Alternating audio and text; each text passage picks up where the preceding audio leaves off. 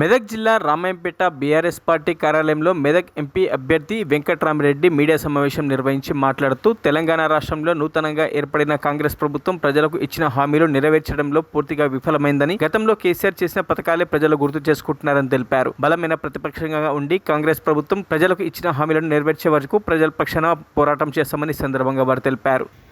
ఈ రామాయంపేట అభివృద్ధి కార్యక్రమాల్లో అదేవిధంగా మెదక్ పార్లమెంట్ నియోజకవర్గంలో ఉన్న పలు అసెంబ్లీ నియోజకవర్గాలలో పనిచేసే నా అనుభవం ఉండి ఇవాళ ఎంపీ అభ్యర్థిగా బీఆర్ఎస్ పార్టీ నిర్ణయించినందుకు పార్టీ నాయకత్వానికి గౌరవనీయులు కేసీఆర్ గారికి, హరీష్ రావు గారికి ధన్యవాదాలు చెప్తా ఉన్నాం.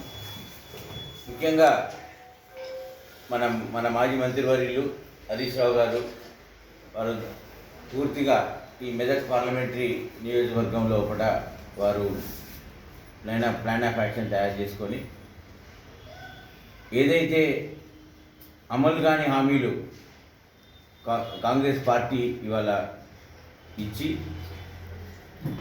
ప్రజలు కొన్ని కారణాల వల్ల ఏదైతే కాంగ్రెస్ పార్టీని గెలిపించుకుని ఉన్నారో ఇంత తొందరగా కాంగ్రెస్ పార్టీ మీద ప్రజల విశ్వాసం పోతుందని బీఆర్ఎస్ పార్టీగా ఒక అధికారిగా నేను కూడా ఉంచలేదు. ప్రజలు తొందరగా పార్టీ నుంచి విశ్వాసం కోల్పోతున్నారు. ఏదైతే అమలుకు నోచుకోలేని హామీలు ఇవ్వడమే కాకుండా తేదీలు నిర్ణయించి హామీలు ఇవ్వడం, ఆ తేదీ నాటుకు మీకు వస్తాయని చెప్పడం, ఆ విధంగా మభ్యపెట్టే మాటలతోనే ఇవాళ హామీలు ఇచ్చి ఎన్నికలు గెలవడం జరిగింది.